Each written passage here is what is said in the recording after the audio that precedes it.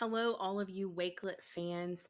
I'm today specifically talking to some of my advanced or intermediate users. I want to showcase something for you that was recently released by Wakelet, and it's called a subcollection. And a subcollection is a collection within a collection. I always think of this like nesting dolls. So you have the big collection and then you have the mini, tinier collection within that. And this is an example of a sub collection. As the teacher, I have created a place and a space for my students to go in and create sub collections based on our podcast episodes. So I started with episode 1 and I created a sub collection of all of the episode 1 resources. And then you'll see that my student Wyatt created a sub collection for episode 2 with all of episode 2 resources. And as we continue on, students will continue to add a sub collection within this one main collection. So here is the sub collection I created. And as it's loading, you're going to see some artifacts here. You're going to see a Spotify link. You're going to see an Anchor link. You're going to see some text with some URLs that link out to other places. And this is a really, really easy way for teachers to grade their student work and house that in one place.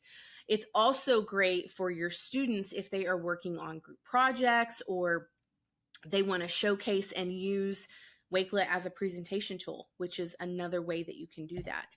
So my challenge to you today is to work on a sub collection.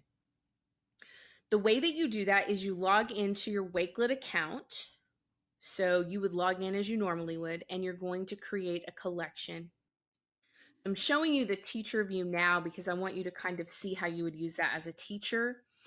As the teacher, you're not going to add anything unless you just want to give them an example. So you could add your own 5 artifacts to model for them what it looks like to be a good digital citizen.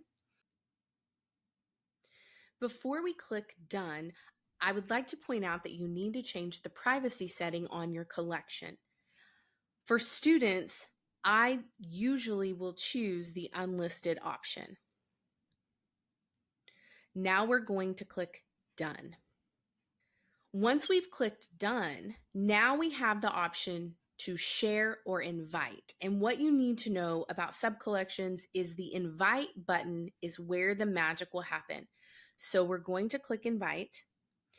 And under invite contributors, we are going to share via a link. Now you can do this with a link or a QR code or a copy code. I usually like to copy the link over into a Google Classroom assignment. So I'm clicking copy link.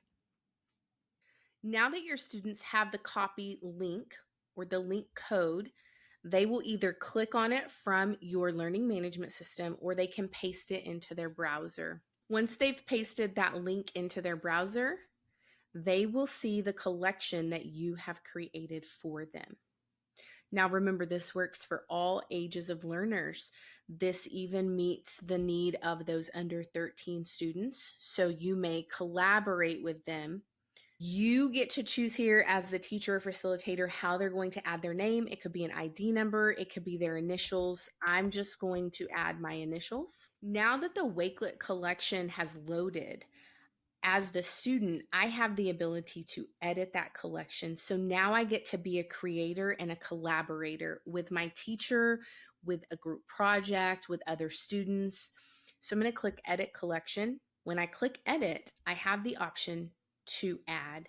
And this is what I want to do. Add, and I want to create a collection.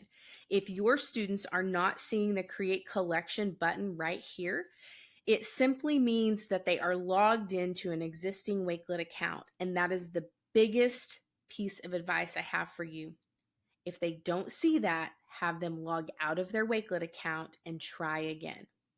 They'll click Create Collection. They can add a cover image from the library.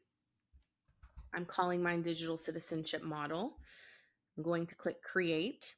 Once I've created my sub collection, it prompts me as the learner, the user, or the student to click Edit Collection. When I click Edit Collection, the page opens up and reminds me to keep going. And now I have the option to add in any artifact I want to showcase digital citizenship and how I am modeling that. So your students can add a URL if they've written a blog.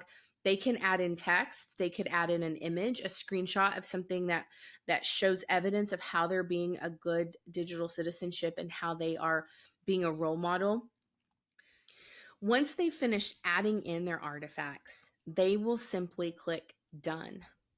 And here's what you should also know. Once they have clicked the Done button and they've stayed in the window, so I haven't closed this window, as long as I'm still in this window, I can go back and edit. But the purpose of subcollections is going to be for quick, easy lessons. It's going to be great for your bell ringers, maybe for discussion questions, essential questions. It might be great as your exit ticket. So you don't want to use subcollections for very, very long projects, simply because once they click out of this window or they close Chrome, they will not have the ability to go back and edit. Now, I can go back and edit right now, but once I click that window closed, I will not be able to go back and edit. The challenge is for you to practice sub-collections, see what you can design, see what questions you have.